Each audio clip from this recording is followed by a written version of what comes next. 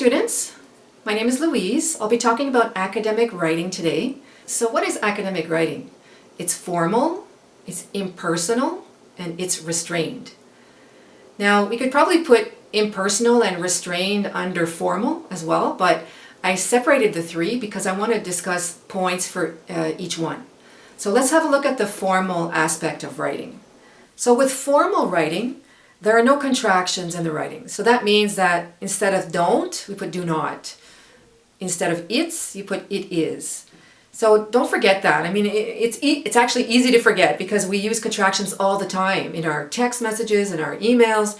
So academic writing is different. So make sure to review your assignments before handing them in. Take out all the contractions. It's so easy to fix, but you just have to pay attention to detail, right? It's easy to miss as well. Formal writing also includes language that is not casual sounding. So instead of big, nice, bad, you can say large, kind, negative. Instead of saying a lot of people, then you can say many people. Instead of less students, it's fewer students. So it's using the precise words that you need to convey your ideas. You don't want to have many short sentences in academic writing. Once in a while, absolutely. If you have two long sentences and you put a short one in the middle, a simple sentence can be effective in many ways. You can bring attention to this point, or it breaks up. It makes it easier to understand the ideas because it's like a little break, right, that the reader has between the long sentences. So it's okay to write simple sentences, but don't write a series of them because that becomes too basic for academic writing. Another thing about academic writing is it doesn't really contain much humor. And for people who like to laugh, like me, that's not so great, because it would be nice to be able to have a little humor, but it's just not part of it. So keep that aspect of your life. Just don't put it in your essays. It's important to keep things serious and deep. If you feel passionate about whatever you're discussing, this is a good thing, but channel that in a way that's appropriate for academic writing. So you can't really be overly emotional, but it doesn't mean that it can't be an enjoyable process. When I was a student, I actually loved writing papers. So I'm hoping that I can send those vibes in your direction so that you can start feeling more confident about your writing abilities. Academic writing is also impersonal. What does that mean? Well, it means that you leave yourself out of the discussion. It's not necessary to write, I think, I believe, in my opinion. The reader knows it's your opinion, it's your thesis statement. If you're introducing your thesis statement, you don't have to say, I will discuss this in this paper. You could just say, this will be discussed. This will be addressed. Also, we don't put usually we in a paper, but occasionally it might be in a conclusion. Be careful because it's easy to generalize with we, and you don't want to generalize too much with academic writing. Most of the time, you'll be using third person. So third person plural is what professors prefer. Sometimes we can use one or they in singular form, that's acceptable.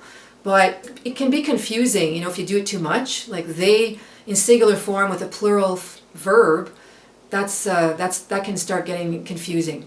Academic writing is also restrained. Don't repeat words or ideas if it's not necessary, if it doesn't improve the quality of your writing. I see this all the time. Students are short, in the word count, so they will repeat ideas in different sentences. That doesn't make the paper better. It actually reduces the quality. It's actually better to hand in a shorter paper than to have an essay that's padded with a lot of repeated information. There's always a way. There's always a way to find to get to the word count and still not compromise on the quality of the writings. It's important to keep things flowing logically, concisely, and in an organized manner, the way that you set out your outline, which I hope you're writing, by the way. I hope you have an outline every time you're writing something. The outline is key, right? So make sure you have your outline and your main ideas that you will discuss, the thesis, and once you have your outline, then it's much easier to start writing. Another thing I want to say about restrained writing is it's direct and concise. So you don't need to put all these words, it is of his esteemed opinion that, You don't need that. He believes, he thinks. Just keep it very direct, very straightforward, and very concise. So one more thing I want to talk about today is an academic called Oppenheimer. And I'm not sure if I'm pronouncing that right. I hope I am. So Mr. Oppenheimer wrote at least one article on the importance of not having academic writing that is too complex.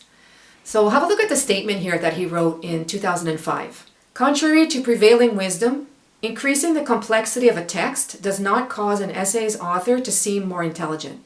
In fact, the opposite appears to be true.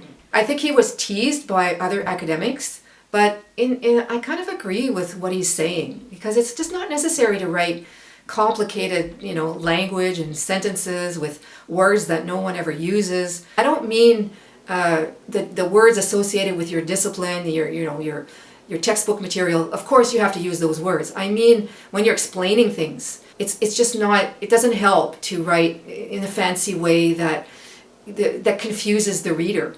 Because the most important thing in academic writing is the content. It's what you're saying, right? Of course the style matters, how you say it matters, but what's more important is what you're saying. Of course you want your writing to be formal and impersonal and restrained, but you still want to reflect who you are, your beliefs and your abilities. If you're using words that you're unfamiliar with, then you might use them in the wrong way. So it's really important to look them up, look how they're used in sentences. That's what I do. I try very hard not to use words that I'm not comfortable using yet. There's always a way to get there, but I try not to skip that, because since I'm helping students do that, I have to kind of do the same thing myself. So it's really important to stay true to your own abilities and only use words that you know how to use. And keep improving, keep looking up words, but don't skip this process. The way to become a better writer is to improve your natural voice. It's not to be somebody else. You're going to need writing skills in the future.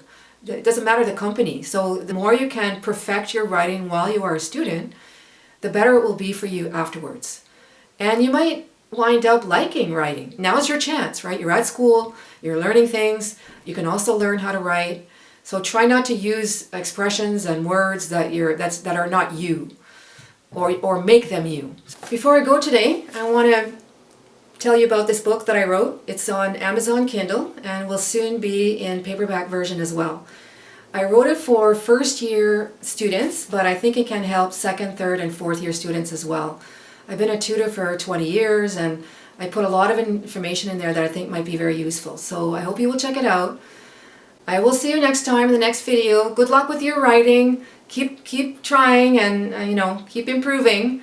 And hopefully you will start to actually enjoy the process of writing. It will just make it easier for you to write all your papers. So good luck. I'll see you next time. Bye-bye.